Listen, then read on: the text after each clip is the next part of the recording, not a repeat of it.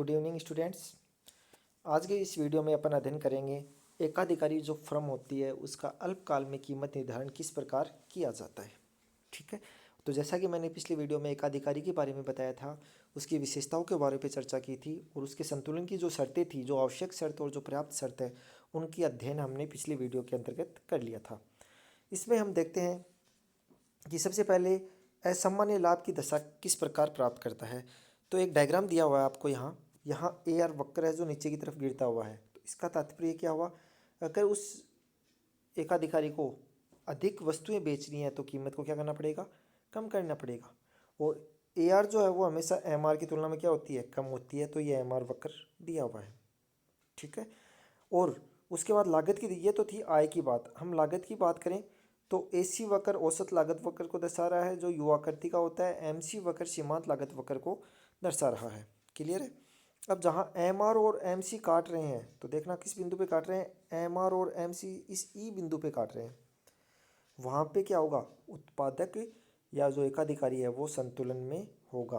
अर्थात M R और M C जहाँ बराबर हैं वहाँ उत्पादक क्या होगा, संतुलन में होगा। अब हम बात करें एम आर और एम सी बराबर तो हो गए, पहली शर्त तो पूरी हो गई, यह आवश्यक शर्त है संतुलन की। लेकिन पर्याप्त शर्त क्या है कि एम आर वक्र एम सी वक्र से नीचे से काट रहा है।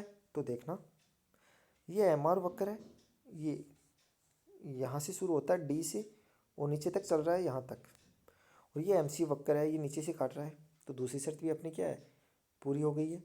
अब अपन बात करते हैं कीमत का निर्धारण कहाँ होगा। तो जहाँ जिस बिंदु पे काट रही है उसको जब ए आर वक्र पे ले जाते हैं तो वहाँ कीमत का निर्धारण होता है। तो जो कीमत का निर्धारण होगा वो कौन सी बिंदु पे होगा, आर बिंदु पे कीमत का निर्धारण होगा। और अपनी जो कीमत निर्धारित हुई है वो कितनी हुई है, ये वाली पी कीमत निर्धारित हुई है, ओ पी कीमत। और ओ पी कीमत पर मांग मात्रा जो है वो कितनी है, ओ अक्स के बराबर है। कीमत कितनी, ओ पी के बराबर है। ठीक है। अब और लागत किस पे डिसाइड होती है, औसत लागत वक्र पे। और औसत लागत वक्र पे लागत कितनी डिसाइड हुई है, एस बिंदु पे डिसाइड हुई है। ठीक है, ये किसको दर्शा रहा है, एस बिंदु, औसत लागत को। और लागत कहने का मतलब लागत अपनी कितनी हुई, लागत हुई ओ से लेके क्यू तक की दूरी, केवल इतनी। ठीक है। अब हम लोगों को डायग्राम से आइडिया हो रहा है कि अपनी जो लागत है, इसको देखना ध्यान से, वो तो ओ क्यू कम है और जो अपनी आय है वो क्या है, ज़्यादा है। इसका मतलब जो एकाधिकारी है उसको कितना लाभ हो रहा है, पी से लेके क्यू तक का लाभ हो रहा है। ये वाली जो दूरी है उतना उसको क्या हो रहा है, लाभ हो रहा है। पी से क्यू तक की दूरी का लाभ हो रहा है कि एक इकाई बेचने पे उसे इतना लाभ हो रहा है। तो वो टोटल इकाइयाँ कितनी बेचता है, ओ से एक्स तक, ये वाली दूरी, उससे लाभ कितना हो रहा है, ओ क्यू पी प्रति इकाई। कहने का मतलब वस्तु की कीमत कितनी, ओ पी, उत्पादन कितना है, ओ एक्स है। अब कुल लाभ कितना होगा, तो प्रति इकाई लाभ कितना था, पी क्यू, ये वाला जो इसमें मैंने गोला लगा रखा है। कुल उत्पादन कितना है, ओ क्यू, ओ एक्स सॉरी। तो ये वाला जो क्षेत्र है यहाँ से यहाँ तक, जिसको मैं एक गोले में दर्शा रहा हूँ, ये वाला क्षेत्र पी क्यू आर एस।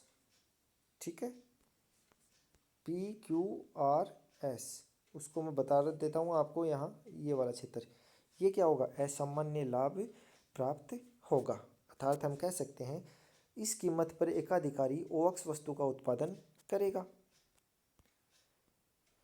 तो जैसा कि डायग्राम में दिखाया गया है कि एक ए आर वक्र मांग वक्र है, एक सीमांत आय वक्र है, ई बिंदु पे संतुलन है। संतुलन की जो शर्त है एम आर एम सी के बराबर है। इस वस्तु पे जो कीमत होगी वो आर एक्स या ओ पी होगी। आर एक्स कहाँ दर्शाई गई है, आर से लेके एक्स तक, ओ से लेके पी तक। इस कीमत पर एकाधिकारी जो है वो उत्पादन कितना करेगा, ओ एक्स के बराबर उत्पादन करेगा। और उसकी प्रति इकाई लागत कितनी होगी, एस से लेके एक्स तक या ओ से लेके क्यू तक, ये वाली उसकी लागत को दर्शाएगी। एकाधिकारी को प्रति वस्तु आर एस दूरी के बराबर लाभ प्रदान होगा। अर्थात ये वाली जो दूरी है पी क्यू या आर एस बराबर है, तो इतना उसे क्या होगा, प्रति इकाई लाभ होगा। और कुल लाभ निकालने के लिए हम क्या करेंगे, ये तो उसकी लंबाई हो गई है, चौड़ाई कितनी है, ओ क्यू है। ठीक है, तो कुल निकालने के लिए हम क्या करते हैं, लंबाई गुणा चौड़ाई, तो ओ एक्स गुणा पी क्यू। तो ये ऊपर वाला जो क्षेत्र है, ये वाला क्षेत्र, ये क्या कहलाएगा, उसका असामान्य लाभ कहलाएगा। ठीक है। अब जब नॉर्मल प्रॉफिट की बात करें तो संतुलन में किस प्रकार होगा, तो हम कह सकते हैं, ये आपके सामने स्क्रीन पे आपको एक डायग्राम दिख रहा होगा, ये नॉर्मल प्रॉफिट है। यहाँ ए आर वक्र को दर्शाया है, एम आर को दर्शाया है, एम सी वक्र जो नीचे से काट रहा है, ई बिंदु ऐसा है जहाँ एम आर और एम सी बराबर है, और ये आर बिंदु ये ए सी को दर्शा रहा है। अर्थात कहने का मतलब, और यही किसको दर्शा रहा है, ए आर को दर्शा रहा है। क्लियर है, यहाँ दोनों एक दूसरे को टच कर रहे हैं, ए सी और ए आर, और ए सी और ए आर यहाँ क्या है, बराबर है। तो कीमत का निर्धारण कहाँ होगा, आर बिंदु पे होगा। लागत का निर्धारण कहाँ होगा, आर बिंदु पे होगा। अर्थात उस वस्तु की कीमत कितनी, ओपी है। ओपी कीमत पे कितना उत्पादन कर रहा है, ओ एक्स के बराबर। उसकी लागत कितनी है, लागत देखना इसको, ये लागत वक्र है एसी, तो आर से एक्स तक, और ये आर एक्स है वो ओपी के बराबर है। तो जितनी कीमत है उतनी की उतनी क्या है, लागत है। अतः हम क्या कह सकते हैं, इसमें फर्म को क्या होगा, केवल सामान्य लाभ प्राप्त होता है। ठीक है। अब हम बात करेंगे हानि की। तो आपको जैसा कि ये डायग्राम दिख रहा है, हानि की दशा में क्या होता है, ये औसत लागत ऊपर चला जाता है, और ए आर वक्र जो है औसत आय वो नीचे की तरफ थोड़ा नीचे हो जाता है। संतुलन तो वहीं का वहीं ई बिंदु पे होगा, जहाँ ए आर किसके बराबर होगा, सॉरी एम आर किसके बराबर होगा, एम सी को, और एम सी वक्र बाएं से दाएं काटता हुआ या नीचे से ऊपर काटता हुआ होगा। ठीक है। अब कीमत का निर्धारण जो होगा वो कौन सी बिंदु के द्वारा होगा, आर बिंदु पे होगा। इसलिए होगा आर बिंदु पे क्योंकि कीमत का निर्धारण हमेशा औसत आय वक्र से होता है, और औसत आय वक्र ये वाला है।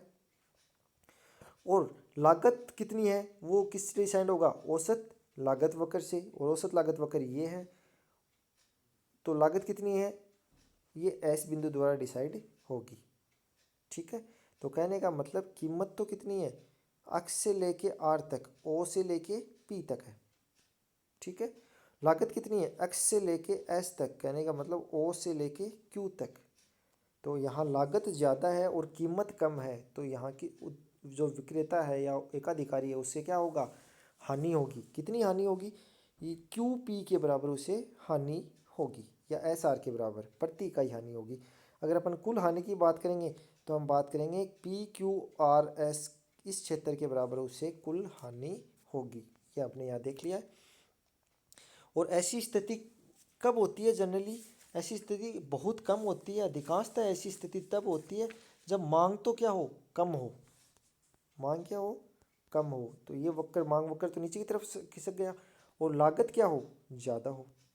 ठीक है। औसत लागत वक्र ऊपर की तरफ खिसक गया, तब हमेशा हानि की स्थिति उत्पन्न होती है। लेकिन जो हानि होती है वो एबीसी से कम नहीं होनी चाहिए। कहने का मतलब जो कीमत है वो एबीसी के बराबर हो या उसके ज़्यादा होनी चाहिए। तो इस प्रकार ये अल्पकालीन हानि को दर्शा रहा है। क्या एकाधिकारी कीमत और उत्पादन दोनों को निर्धारित एक साथ कर सकता है, तो इस पर कई बार क्वेश्चन पूछा जाता है।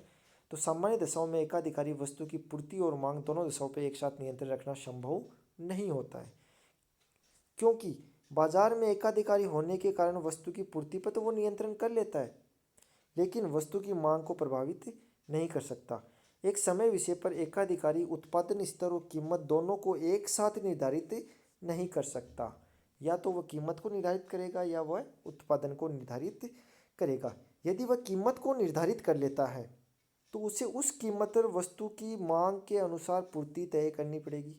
उसने कीमत को फिक्स कर लिया कि मुझे इतनी कीमत लेनी है, तो जितनी मांग होगी उस हिसाब से उसे अपना जो वस्तु है उसको बेचना पड़ेगा। अगर वह उत्पादन स्तर को निर्धारित कर ले, अर्थात वो पूर्ति को निर्धारित कर ले, तो मांग की दशाओं के अनुसार उस वस्तु की कीमत निश्चित होगी।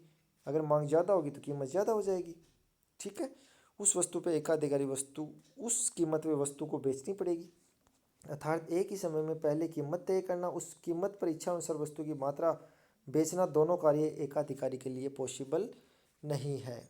ठीक है। ये था एकाधिकारी का अल्पकालीन संतुलन। अगली वीडियो में अपन पढ़ेंगे प्राकृतिक एकाधिकारी क्या होते हैं, एकाधिकार की शक्ति किसे कहते हैं, और दीर्घकाल में एकाधिकारी जो फर्म होती है वो किस प्रकार कार्य करती है। Thank you.